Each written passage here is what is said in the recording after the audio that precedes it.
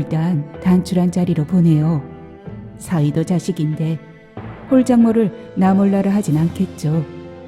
지프에 올라타는 탄력 있는 몸짓 하나에 딸의 인생을 걸다니, 혼자의 인생을 통틀어 가장 어이없는 장면으로 비극이 희극처럼 시작되던 대목이었다.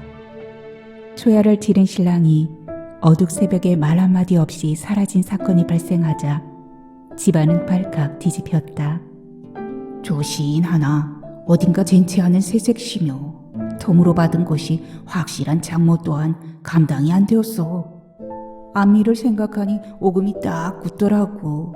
그래서 일단 몸을 피하고 본 거지. 아이, 아버지, 당신이 어떻게 키운 딸인데 나를 요 모양 요 꼴로. 다만 막일로 몸을 굴렀다는 남편이 그의 고향에다 혼자의 이름으로 된 집을 장만한 일은 뜻밖이었다. 혼자는 처음으로 남편에게 미안한 마음이 들었다. 연병할 영감탱이, 다시 한번 눈앞에 얼씬거리기만 해봐라. 이젠 부고장이 날아와도 눈썹 하나 까딱하지 않을 테니. 남편의 고질병을 고친 게 부적의 효용이 아니듯이 평생 그녀의 마음을 주장했던 건 아버지의 가르침이 아니었다. 험한 세월 동안 이지러지긴 했어도 더욱 아기차고 야무러진 남편에 대한 사랑이었다.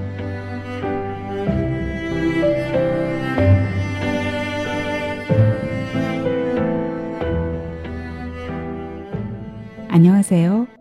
하루하루 소리를 담다 하소담이에요. 오늘은 유혜숙 작가님의 바람의 집 준비했습니다. 2022년 5월에 출간된 소설집 밤의 가르파스에 실린 단편이고요. 바람의 집은 밖으로만 떠돌던 남편과 평생을 불화하다가 남편에게 닥친 뜻밖의 사건으로 인해 극적으로 화해하는 노부부 이야기입니다. 그 뜻밖의 사건이 뭘까요? 오늘도 끝까지 들어보신다면 아시게 된답니다. 아주 황당한 사건이거든요. 자, 그러면 너무 궁금하니까요. 바로 소설 속으로 들어가 보겠습니다. 구독과 좋아요는 하소담에게 큰 사랑으로 돌아옵니다. 끝까지 함께 해주세요.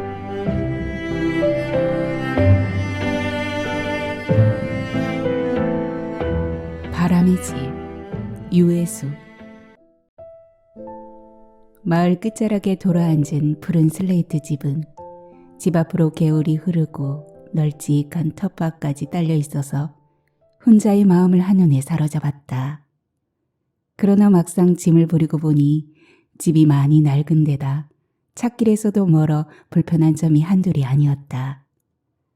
집 떠난 지 10여 년 동안 가뭇없던 남편이 귀신처럼 홀연히 나타나 제사밥 같은 밥상을 개걸스레 비우고 나서 누런 봉투를 내밀었을 때만 해도 혼자는 본숭만숭했다. 그의 귀가를 재촉하는 부적까지 품고 기다렸다고는 하나 비렁뱅이가 따로 없는 행색에 다리까지 절룩이는 꼴이 행여나 했던 일말의 기대마저 물거품이 되고 말았기 때문이다. 그러나 그가 내민 것이 혼자의 이름으로 된 집문서라는 걸 확인한 순간 얼떨떨하면서도 코끝이 맵싸했다. 이순을 훌쩍 넘긴 그 나이까지 반지하 단칸방 신세를 못 면했던 혼자로서는 감격하지 않을 수 없는 일이었다. 집이든 사람이든 다 연분치다거리겠지. 이사한 다음 날 내린 많지 않은 비에 물이 듣는 천장을 올려다보며 혼자는 그렇게 혼잣말을 했다. 개울물 소리가 바로 베개 밑에서 들리는 것 같아서 잠이 점점 멀어진다. 푸새들이 휘파람 부는 소리가 귀에 환하다. 나이 들면 귀가 어두워진다는데 혼자의 경우는 오히려 더 또렷하다. 칩, 칩, 칩. 바람이 심통을 부리는지 뒷산 나무들이 어지럽게 머리채를 흔든다.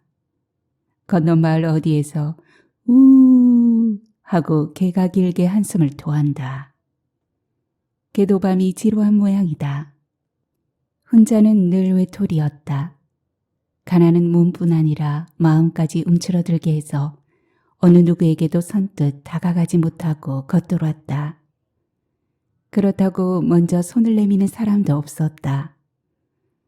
옛글에도 일렀거니와 가난하게 살면 번화한 시장거리에 살아도 아는 사람이 없고 넉넉하게 살면 산중에 살아도 먼 데서 찾아오는 친구가 있다고 했다.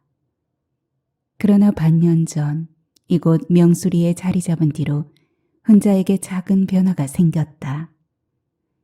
땅의 살가운 속내를 알아들은 훈자가 먼저 말을 건넸기 때문이다.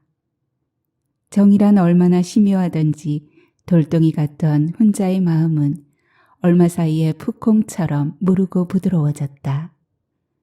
그것은 자연의 이치와도 들어맞았는데 부드러운 땅이 싹을 틔운다는 사실을 흙을 만지면서 알게 되었다. 남편이 잠결에 무어라 고함을 지른다.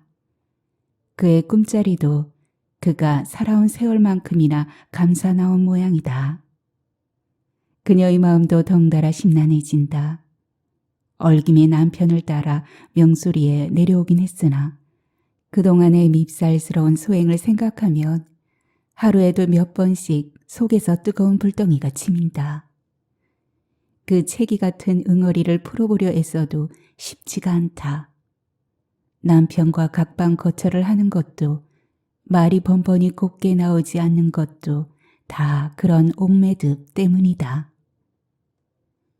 궤종시계가 12점을 친다. 시계는 남편의 일터였던 플라스틱 공장 사무실에 걸려있던 것으로 회사가 문을 닫자 밀린 품삯 대신 집어온 것이다.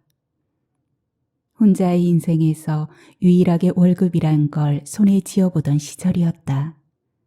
정말이지 오늘 밤은 40여 년 전의 기억이 거울을 마주한 것처럼 환하다. 혼자의 기억은 언제나 20살 언저리에서 시작된다. 그 시절에 어느 얼음에다 애틋한 추억이라도 묻어둔 사람처럼 늘 그때를 되새김질하곤 한다. 그러나 애틋해서만이 되새김질하는 건 아니다. 어떤 좌절감이나 쓰라림에도 기억을 악물게 되는 법이다.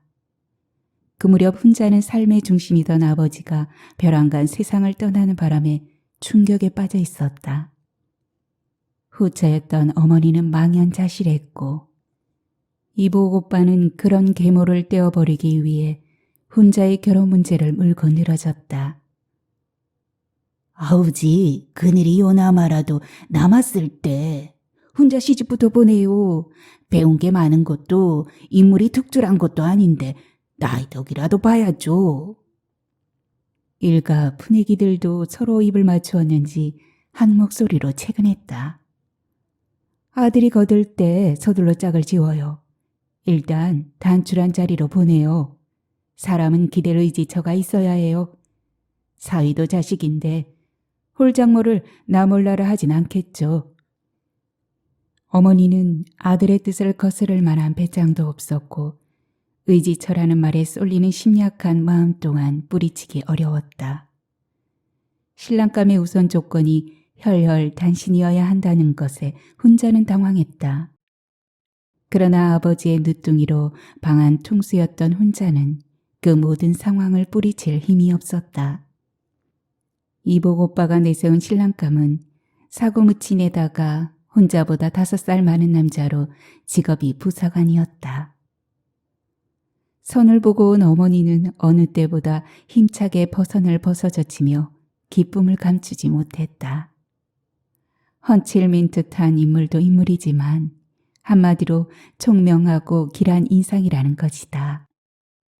수지 많은 눈썹에 쌍꺼풀이 가늘게 진 눈은 광채가 예사롭지 않으며 말이 없는 대신 웃음은 넉넉해서 듬쑥하면서도 푸근해 보인다는 것이었다. 더구나 먼 발치에서 몰래 지켜보던 어머니 앞에서 손잡이에 의지하지도 않고 단숨에 몸을 날려 지프에 올라타는 모습을 본 순간 무릎을 힘차게 쳤다고 했다. 살아있는 행동을 만났다는 것이다. 아버지는 근동이 다 알도록 학식의 덕망까지 갖춘 사람이었으나 늘 결단해야 할 시기를 놓치던 무기력한 사상가였다. 확실하게 짚고 넘어갔어야 할 재산 문제나 모녀의 장래나 무엇 하나 매듭지어 놓은 게 없었다. 어머니는 행동하지 않는 지식은 돌멩이보다 쓸모가 없다고 주장했다. 지프에 올라타는 탄력 있는 몸짓 하나에 딸의 인생을 걸다니.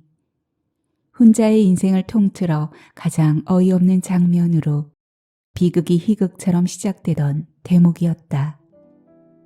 더욱이 친정어머니를 지참금으로 받아 시작한 혼자의 결혼 생활은 시초부터 먹장구름에 덮여 있었다.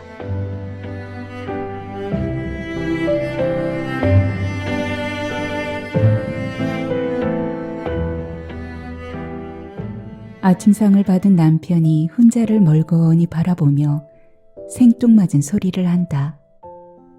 앞산이 자꾸 꼼짝꼼짝 다가오는 것 같아. 산이 뭔 볼일로 와? 노망난남? 혼자는 대바람에 면박을 주면서도 가슴이 철렁 내려앉는다.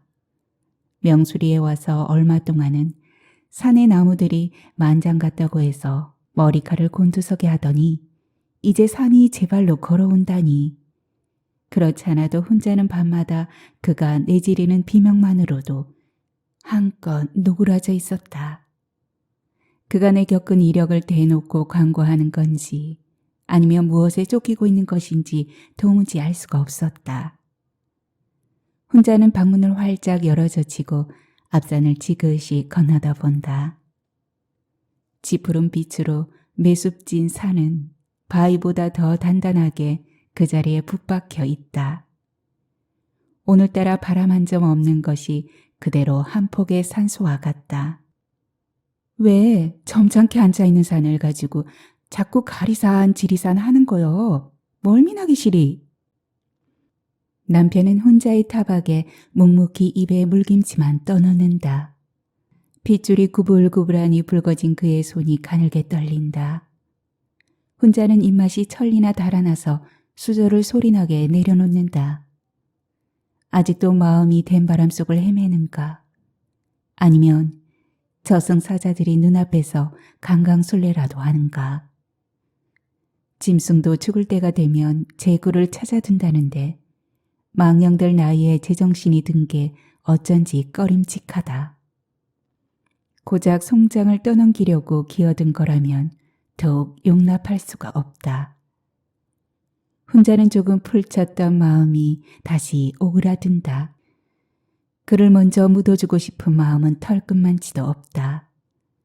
어느 누구와도 사귀지 못하고 하나뿐인 아들과도 물 위에 뜬 기름처럼 겉도는 그를 늙음하게 혼자 팽개치고 가는 것만이 살아온 세월에 대한 반분의 안갚음이라도 될 것이기 때문이다. 명수리에서 그가 유일하게 마음 붙이는 대상은 라디오다. 그는 텔레비전 속의 형형색색으로 펼쳐지는 세상에도 마을 일에도 전혀 관심이 없다.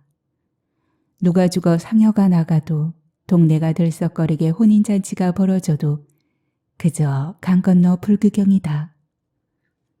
처음에 혼자는 그의 그런 모습에 은근히 안도했다. 또 돌아다니기를 그친 증표로 여겼기 때문이다. 그러나 종일 라디오를 조그맣게 틀어놓고 그 주위만 맴도는 것이 영락없이 바깥 사정을 염탐하는 자의 모습이었다. 더구나 아무리 캐물어도 집을 산 모갯돈의 출처를 밝히지 않는 것이 영 수상쩍었다. 며칠 전에는 검은 외지 차량 하나가 마을을 훑듯이 살피며 지나는 걸 보고 가슴이 철렁 내려앉았다. 머릿속으로 온갖 흉측한 상상들이 지나갔다.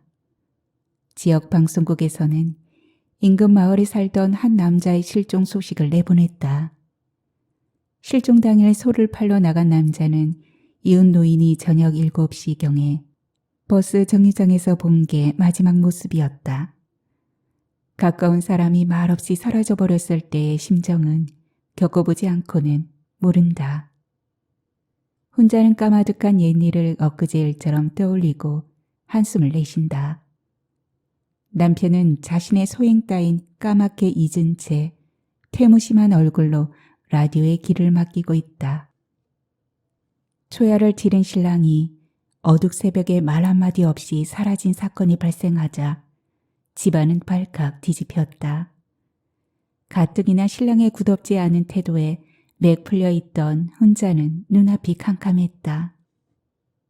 속이 다른 어머니가 며칠을 수소문한 끝에 강원도 어딘가 동료의 화숙집에서 태연히 뒹굴고 있던 그를 끌고 오다시피 내려왔다. 그새 까맣게 오그라든 혼자의 얼굴에 비해 그는 더 피둥피둥하니 살이 오르고 혈색도 좋았다. 여보게, 이제 식솔이 생겼으니 앞으로는 만사의 의논과 책임이 따라야 하네. 어머니의 꾸중은 어린 아들을 구슬리듯 조곤조곤했지만 그에게는 맹자단청이었다. 이 책임과 의논이라는 것이야말로 그가 생전 듣도 보도 못한 소리로 가장 지키기 어려운 덕목이었기 때문이다.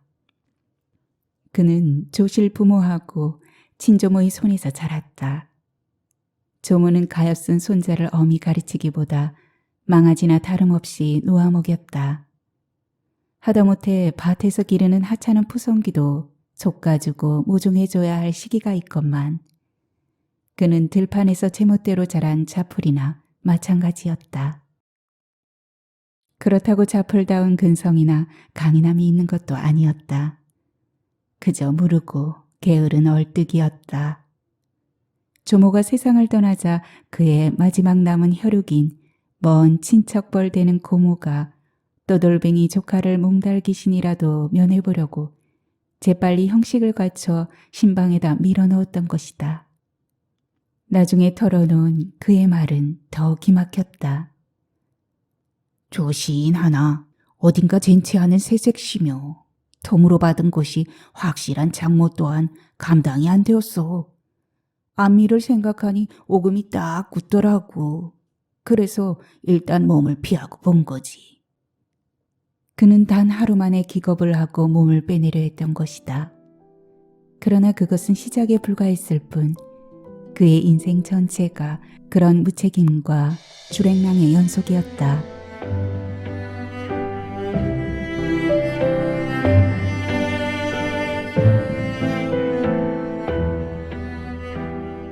남편의 잠꼬대는 갈수록 험악해졌다. 혼자는 간밤에도 거의 새다시피 했다. 비명과 몸부림, 겁에 질려 내지르는 소리는 옆방에서 들어도 정말 끔찍했다. 그건 잠꼬대가 아니라 숫제 저승사자와의 한판 실랑이 같았다. 잠은 또 얼마나 깊던지 아무리 흔들어 깨워도 제정신이 쉽게 돌아오지 않아 애를 먹었다. 눈을 뜬 그가 깊은 숨을 토해내며 벌떡 일어나 앉더니 오른쪽 발을 급히 더듬었다. 가운데 발가락 3개가 몽땅 잘려나간 그의 발은 옹당비처럼 흉물스러웠다. 어쩌다 그런 사고를 당했느냐고 물어도 꿀먹은 벙어리였다. 옆에 좀 있어. 무슨 소리가 나는 것 같아. 잠이 덜 깬 채 겁에 질린 그가 옆방으로 건너가려는 혼자에게 엄부럭을 떨었다. 뭔 소리가 난다는 거요. 혼자는 대번에 지어박는 소리를 하며 눈을 사납게 빗떴다. 무슨 소리가 나도 그렇지 언제 그렇게 꿀 떨어지는 사이라고 잠자리 보초까지 설하는 건가. 불빛에 드러난 그의 얼굴이 창백했다. 혼자는 화가 치밀면서도 가슴이 서늘했다. 병이 들어도 단단히 든 모양이었다. 북침 단면이란 말이 있듯 혹 북쪽으로 머리를 두고 자서 그런가. 예로부터 북쪽은 왕자들의 방향이라 했다. 혼자는 잠자리 방위에 유난히 신경을 쓰는 편이었다. 없이 사는 형편에 성가신 일이라도 생길까봐 미리 조심해서였다. 부엌 쪽으로 머리를 두고 자면 열받는 일이 생긴다거나 화장실 쪽으로 머리를 두고 자면 부부의 정이 식는다거나 하는 말 따위를 굳게 믿었다. 식을 정도 없었지만 좋은 게 좋은 거라고 조심해서 나쁠 건 없었다. 재앙은 조심하는 집 문에는 절대 들지 못한다고 했다. 혼자는 그의 베개를 남동 방향으로 돌려주고 옆에서 앉은 채로 밤을 새웠다. 아침밥을 몇술 뜨고 혼자는 텃밭으로 나왔다. 햇빛이 살만한 무명 이블리처럼 하였다. 그녀는 들판을 휘휘 둘러보았다. 뺨을 스치는 건들바람이 제법 서늘었다. 자연의 이치란 참으로 오묘하다. 갈바람의 곡식이 혀를 빼물고 자란다더니 건들바람이 불기가 무섭게 작물은 결실에 들어갔다. 만사는 그처럼 다 시와 때가 있는 것을 들판에 심겨진 작물만도 못한 철딱선이 없는 남편을 생각하자 가슴이 답답했다. 오늘은 김장배추도 솎아줘야 하고 김도 매야 하고 끝물고추도 따야 한다. 이웃의 도움을 받아 시작한 밭농사는 그런대로 가용은 충실히 해냈다. 고추는 특별히 퇴비와 배수에 신경을 썼더니 병충해 없이 튼실하게 자라주었다.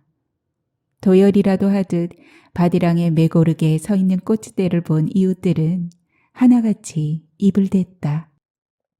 아이고, 떡잎 하나 없이 매끈한 게 꼭 하초 키우는 것 같아. 가을로 접어든 날씨는 한낮을 빼고는 제법 살랑했다.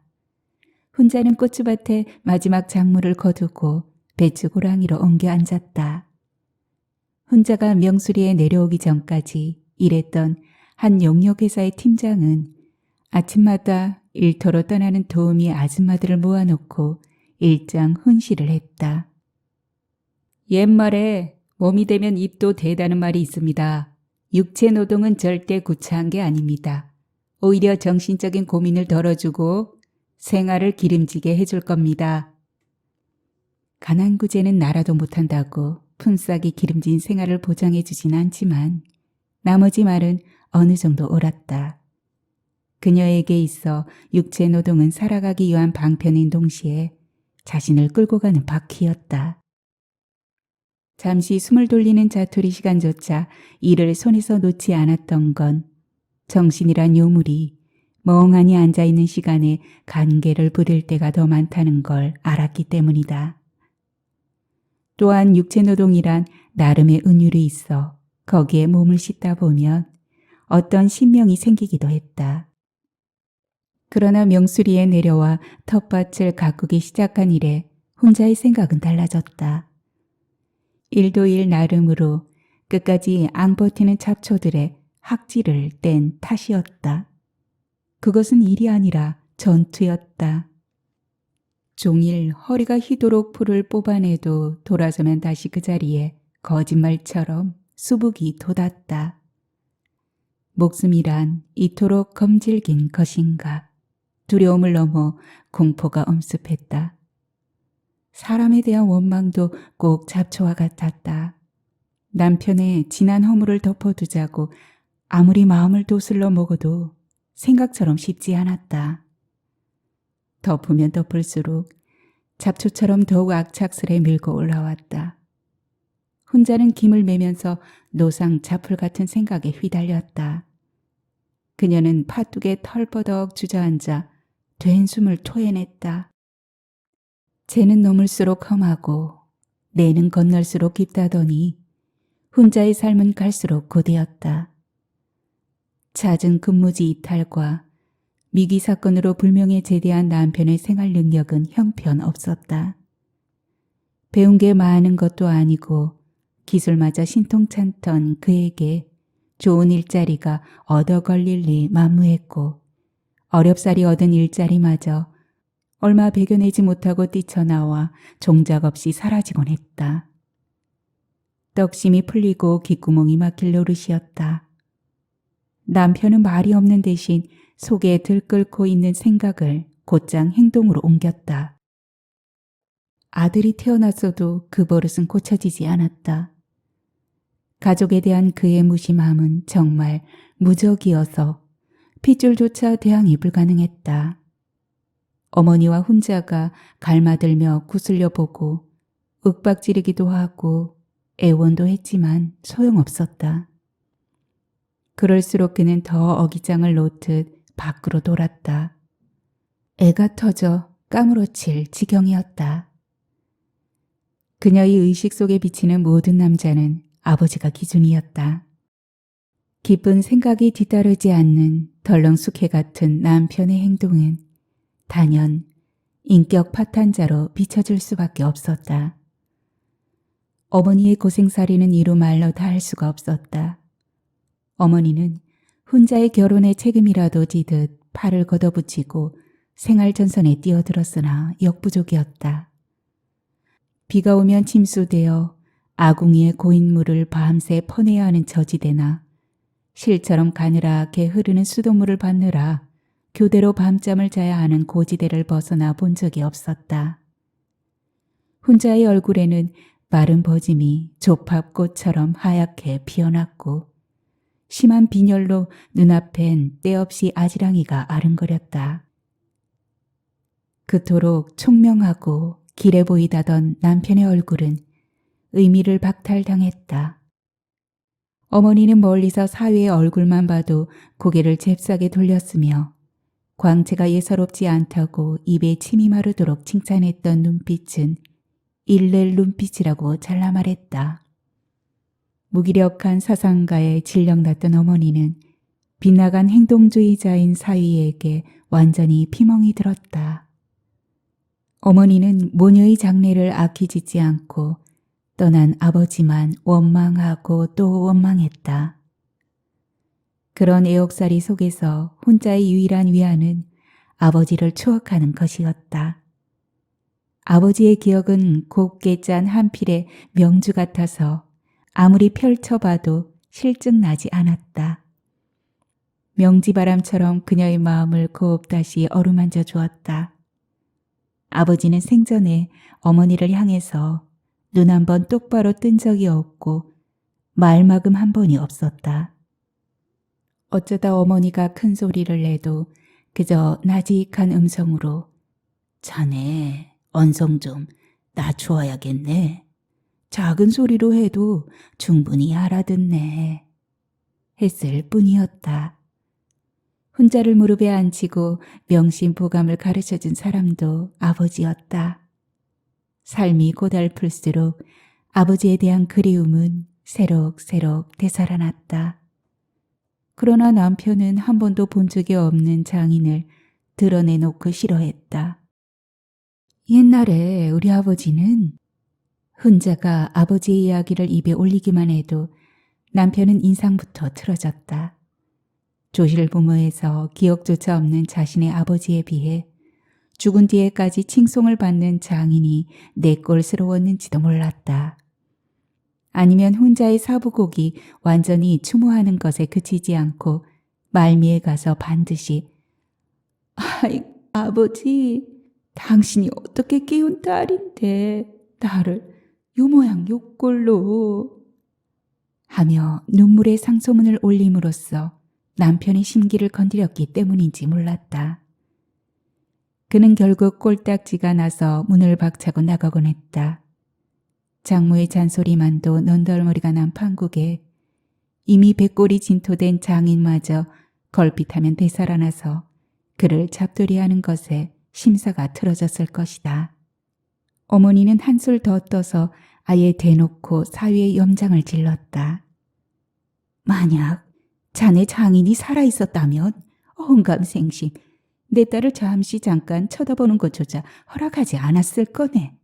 복이 넝쿨채 굴러 들어온 줄이나 알게. 그럴 때 남편은 넝쿨의 목이라도 칭칭 감긴 사람처럼 얼굴이 검붉게 일그러졌다. 한평생 살아온 이야기를 글로 쓰면 책이 10권이라도 모자란다던 어머니는 7년 전에 흙으로 돌아가 잠잠히 누워있다. 책으로 옮기지 못한 그 숱한 사연과 자초지종이 한스러운지 무덤 주위엔 해마다 하얀 망초꽃 무리만 한숨처럼 피어났다.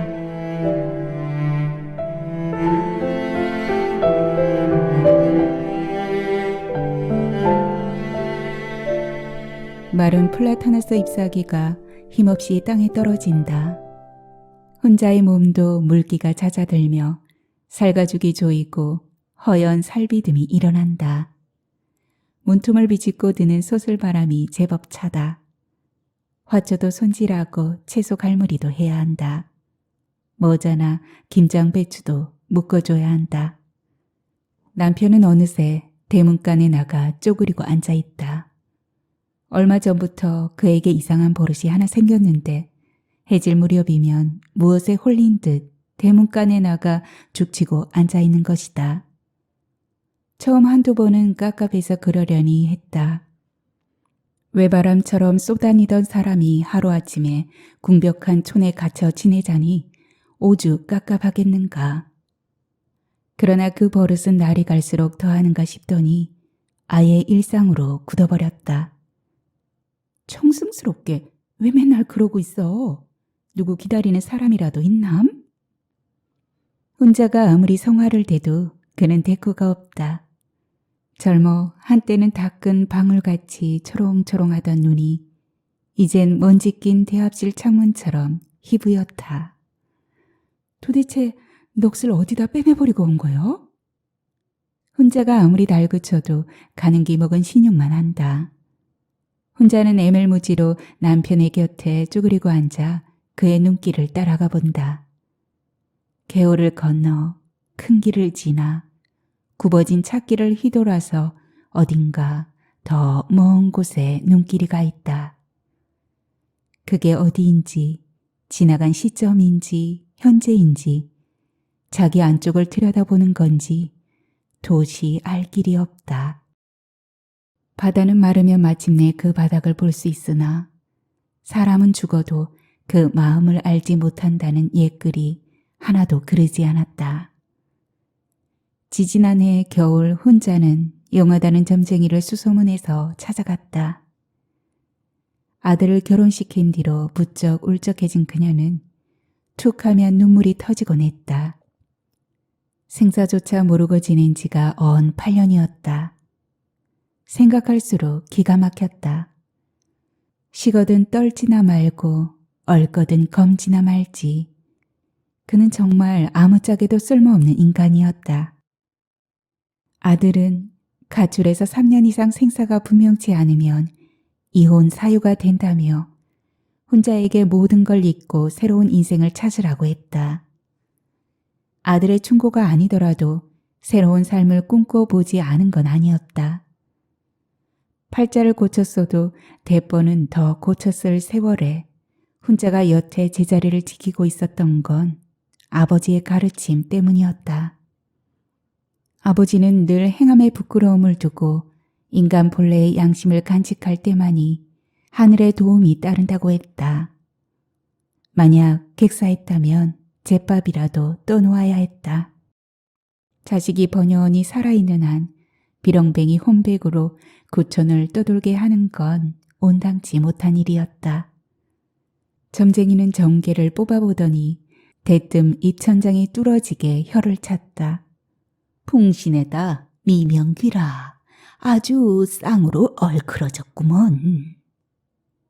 혼자가 깜짝 놀라 무슨 소리냐고 물었더니 집채만한 돌개바람 속에 비수 같은 하늘 품고 죽은 여자가 보인다는 것이었다. 혼자는 모골이 송연했다. 아버지가 폐병에 걸린 전처를 버리고 어머니와 재혼한 내막은 그녀가 결혼할 무렵에 알았다.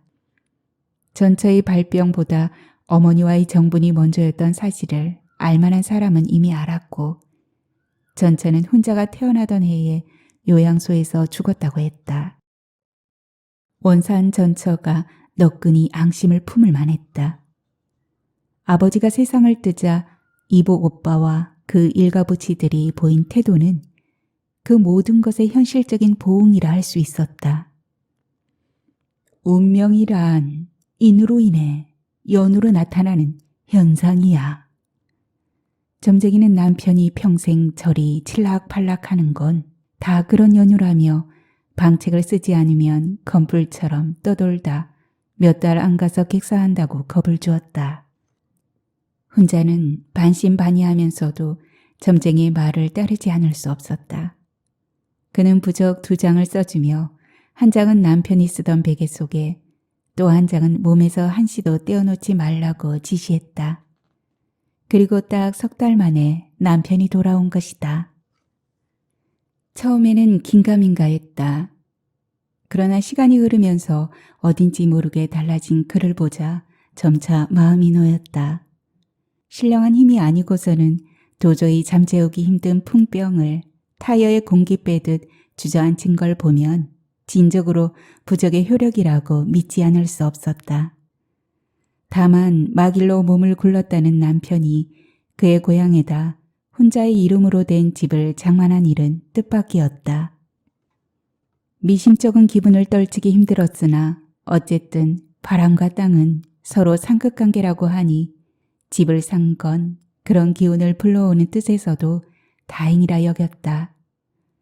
이사를 하고 나서 혼자는 맨 먼저 지붕을 손보고 담장의 바람구멍을 시멘트로 일일이 틀어막았다. 점쟁이는 우선 집안에 떠도는 바람부터 다잡는 것이 순서라고 했다. 혼자의 집은 이제 누가 통째로 떠매가면 모를까 세상 없는 바람이 들이닥쳐도 끄떡 없었다. 그런 비방덕인지 그는 집에서 놓아먹이는 가금처럼 마당을 벗어나지 않았다. 남편이 떠돌아다니는 동안 아들은 뒤늦게 짝을 찾아 가정을 이루었다. 아들은 집에 전화해도 아버지를 바꿔달란 말을 하지 않았다. 남편이 전화를 받으면 마지못해 한두 마디 한 뒤 곧바로 훈자를 찾았다. 어쩌다 얼굴을 봐도 꼭 의붓 아버지 대하듯 서먹서먹하니 굴었다. 주위가 컴컴해지자 대문간에서 마루로 옮겨온 남편은 서랍장에서 사진첩을 꺼냈다. 마치 오랜 기억 상실증에서 깨어난 사람처럼 요즘은 날마다 가족 사진을 골똘히 들여다본다. 가족 사진이라 해서 따로 사진관에 가서 촬영한 것이 아니라 플라스틱 공장에 야유회에 따라가서 찍은 단체 사진이다. 불빛 아래 드러난 사진 속의 인물들은 하나같이 심란한 얼굴이다. 곱슬곱슬하니 부푼 혼자의 파마머리는 봉분을 연상케 하고 그 위로 뜨거운 볕이 사정없이 쏟아져 내려 그녀는 눈을 가느다랗게 접고 고통스레 일그러진 얼굴을 하고 있다. 마치 그녀가 살아갈 전의 인생의 요약편 같다. 남편은 실팍한 어깨에 각을 잡고 숫진 머리를 빳빳이 든 채 살피듯이 먼 곳을 보고 있다. 또래보다 몸집이 작은 아들은 불안한 얼굴로 혼자의 손을 꽉 잡고 있다. 남편의 눈길이 실물을 대조하듯 혼자에게로 슬며시 옮겨온다. 그의 눈빛이 서리가 담뿍 내린 혼자의 머릿개에서 잠시 흔들린다. 혼자도 시트한 눈길로 그를 마중한다. 숱이 한 줌뿐인 머리에 날개 쪽지가 꺾인 듯 어깨는 처지고 등도 휴움하니 굽었다. 사진 속의 남편은 간 곳이 없다. 엽서에 찍힌 소인처럼 흐릿한 자취만 남았을 뿐이다.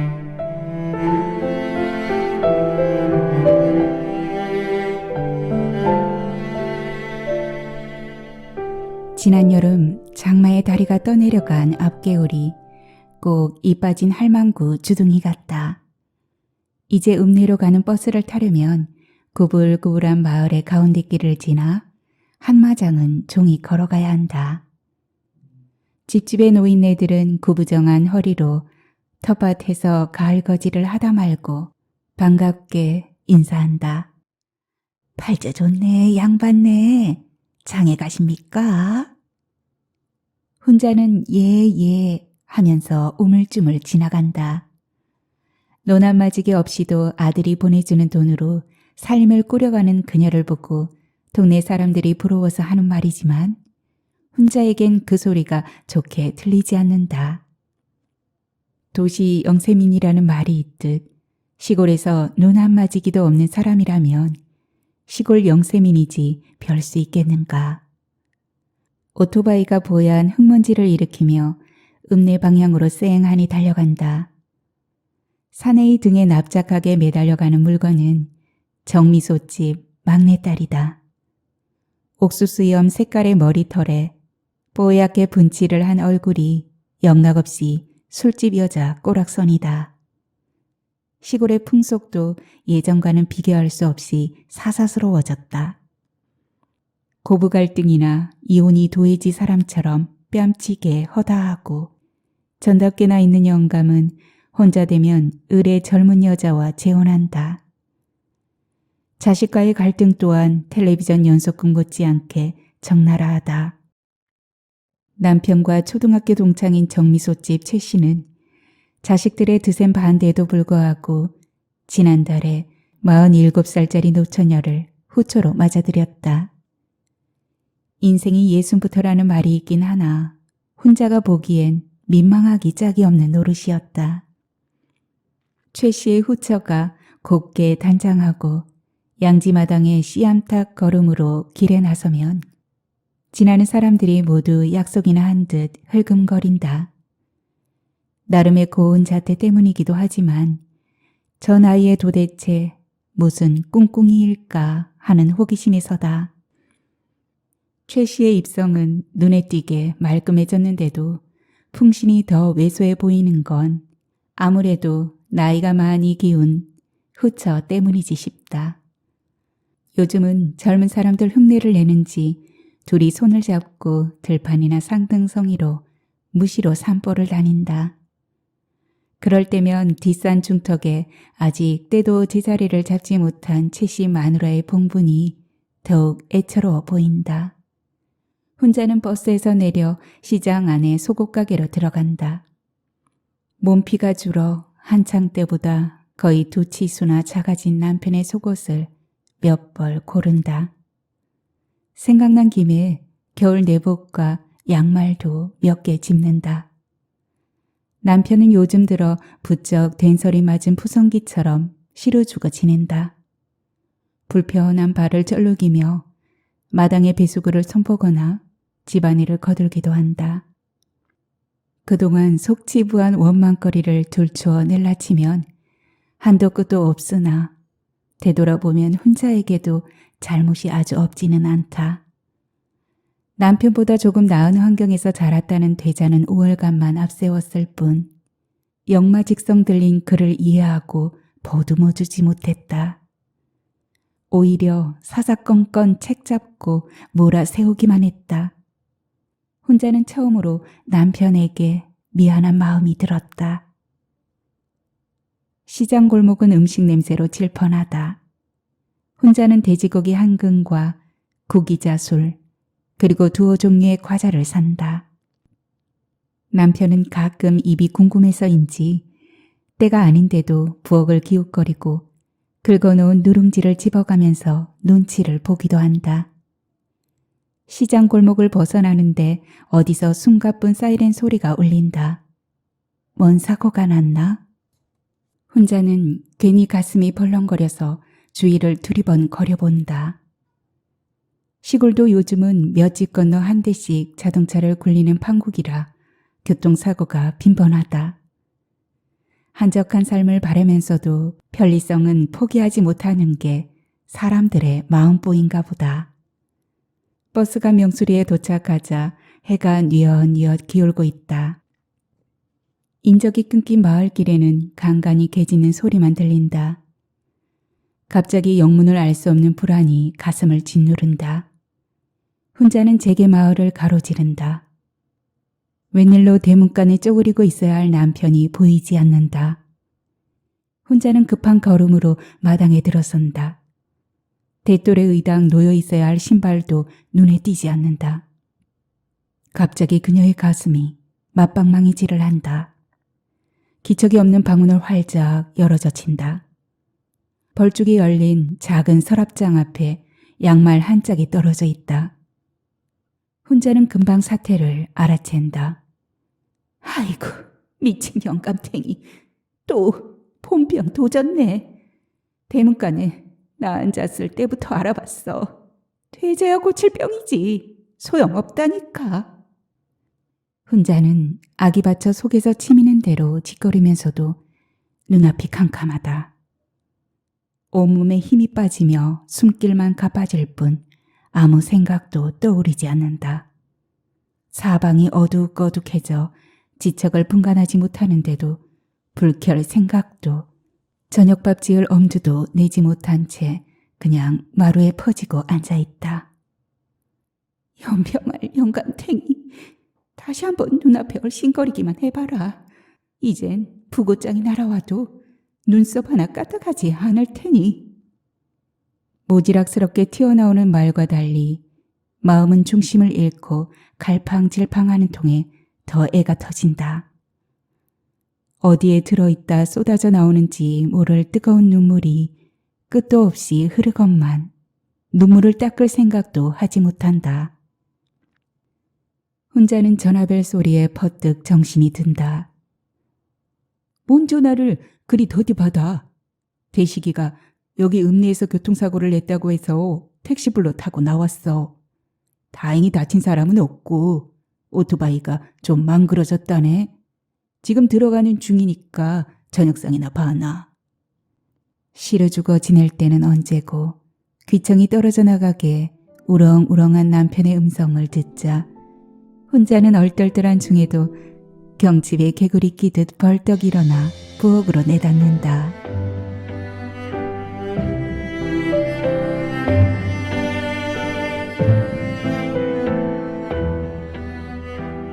그날 밤 혼자는 안방에다 이부자리 두 채를 나란히 폈다.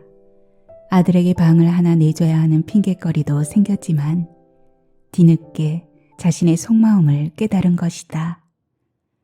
남편은 혼자가 부어온 술상에서 구기자 술을 몇 잔 들이키더니 계면적은 얼굴로 느릿느릿 속을 털어놓기 시작했다. 나도 그동안 내 바람병이 환장할 노릇이었어. 한 번도 틀거지를 갖추고 살아본 적이 없던 사람에게 가정이란 꼼짝없는 징역살이었거든.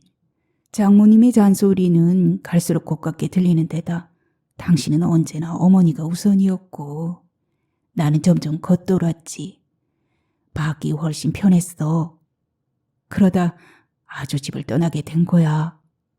혼자는 구기자 술 몇 잔에 고치실처럼 이야기를 줄줄이 뽑아내는 남편이 신기해서 그의 입만 멍하니 바라보았다. 여기저기 떠돌다 마지막엔 공동묘지에서 산역군 노릇을 했어. 눈만 뜨면 술 마시고 송장을 파묻는 게 일이었어. 몸도 아프고 한대잠에도 넌더리가 났지만 수중엔 돈 한 푼 없고 그저 가슴만 답답했지. 묘지란 온갖 종류의 상례가 치러지는 곳이다 보니 산역군 노릇 몇 년에 어깨너머로 주워들은 얘기만으로 거반도사가 다 됐어. 죽으면 모든 속박을 훨훨 벗어던지고 새처럼 자유로워진다는 이도 있고 반드시 살아온 대로 심판받는다는 이도 있었어. 누가 제목을 일일이 적어놓는 것도 아니고 도무지 가짜는 소리라고 생각했지. 그러나 아기는 바람에 나는 겨와 같다는 말엔 찔렸어. 떠돌아다니는 내 처지가 영판 그랬으니까. 혼자는 평소에 입뜨던 남편의 거침없는 구변에 놀라고 평소와는 분명히 다른 제 가슴의 박동에 놀랐다. 어느 날 밤 산역군들을 싣고 마을로 돌아오던 트럭이 빙판길에서 뒤집혀 계곡으로 처박혔어. 정신을 차려보니 셋은 즉사하고 나만 살았어. 누운 채로 밤하늘의 별을 쳐다봤는데 갑자기 눈물이 빙 돌면서 당신과 대식이의 얼굴이 떠오르는 거야. 만신창이로 떠돌다가 종래 이런 낯선 골짜기에 처박혀 객사하겠구나. 인생은 누구를 할 것 없이 져야 할 짐이 있다는데 죄악돌 피하려다 소마석을 만난 격이다. 5만 가지 생각과 후회로 가슴이 터질 것 같았어. 그렇지만 제보를 개 못 준다고 이미 굳을 대로 굳은 내 행실을 바로잡기란 힘들다는 걸 알았지. 순간 나도 모르게 어떤 결기가 솟구쳤어. 차라리 발모가지 하나 없는 병신으로 사람 노릇이나 하다 가자고. 엉금엉금 기어가서 큰 돌덩이 하나를 집어다 발 여기저기를 내리찍었지. 이미 꽝꽝 온 발은 아무 감각도 없었어. 결국 발모가지가 아니라 발가락 3개를 잘라야 했지만 어쨌든 한동안은 요금 받소도 그 보상금으로 내 매짜리 하나는 건졌으니 됐어. 어차피 내가 묻힐 곳은 당신이니까. 훈자는 그의 말을 다 듣고 나서 중동이 꽉 막혔다. 밤마다 험하게 내지르던 잠꼬대가 모두 그런 사연이었나 싶어 갑자기 목이 잠기면서 자신의 발가락이 부러진 것처럼 온몸이 저릿했다. 구기자술은 어느새 바닥나 있었다.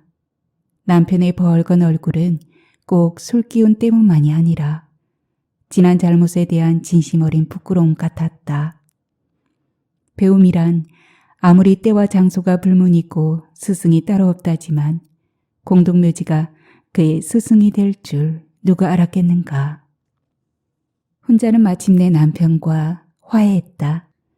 남편의 고질병을 고친 게 부적의 효험이 아니듯이 평생 그녀의 마음을 주장했던 건 아버지의 가르침이 아니었다. 험한 세월 동안 이지러지긴 했어도 더욱 아기차고 야무러진 남편에 대한 사랑이었다. 마을 회관에서 이장의 알림 방송이 쩌렁쩌렁하게 흘러나온다.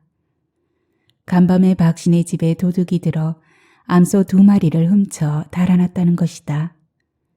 앞으로 집을 비울 때는 현금이나 기중품 등은 일체 집에 두지 말 것과 밤엔 축사문에다 경운기나 트랙터로 장애물을 설치하라고 했다. 이장은 곧 자율방범대를 만들어 야간 순찰을 시행할 예정이라며 수상한 외지차는 반드시 차량 번호를 기억해 두었다가 파출소에 신고하라는 당부도 잊지 않았다. 대식이가 다녀간 뒤로 해질녘이면 대문간에 죽치던 남편의 버릇은 씻은 듯 부신 듯 사라졌다. 지난날 제가 저지른 깐이 있는지라 보고 싶다는 말은 못하고 아들을 향한 일종의 시위였던 셈이다. 그날 대식은 좀처럼 움직이려 하지 않는 제 아버지를 위해 자전거를 한 대 사서 자동차에 싣고 내려오던 길이었다. 한방 거처를 하면서 남편의 잠꼬대는 많이 숙졌다. 그는 대식이 사다 준 자전거를 타고 혼자 대신 장에 다녀오기도 한다. 그는 땅에서 절룩거릴 때와 달리 일단 자전거에 올라앉으면 어깨를 유연하게 구부린 뒤 발을 제게 놀리며 쏜살같이 내닫는다. 엉덩이는 팽팽해지고 윗도리가 수스러지면서 몸에 힘이 붙는다. 그 모습을 지켜보노라면 아직도 그의 마음속에 웅크리고 있는 바람 뭉텅이가 자전거 바퀴를 한없이 팽창시키며 끌고 가는 것 같아 눈앞이 아찔하다.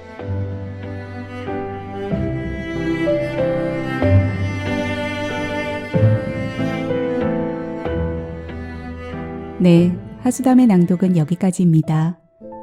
공동묘지가 그의 스승이 될 줄 누가 알았겠어요? 혹시 여러분도 황당한 계기로 인생의 깨우침을 받은 적이 있을까요? 인생의 깨우침이 있을 때까지 묵묵히 기다려주는 사람이 곁에 있다면 얼마나 좋을까요? 이미 여러분 곁엔 있으시죠? 꼭 잡으세요. 그리고 고백해보세요. 고맙다고. 하수담은 또 다음 영상으로 뵙겠습니다. 편안히 계세요. 감사합니다.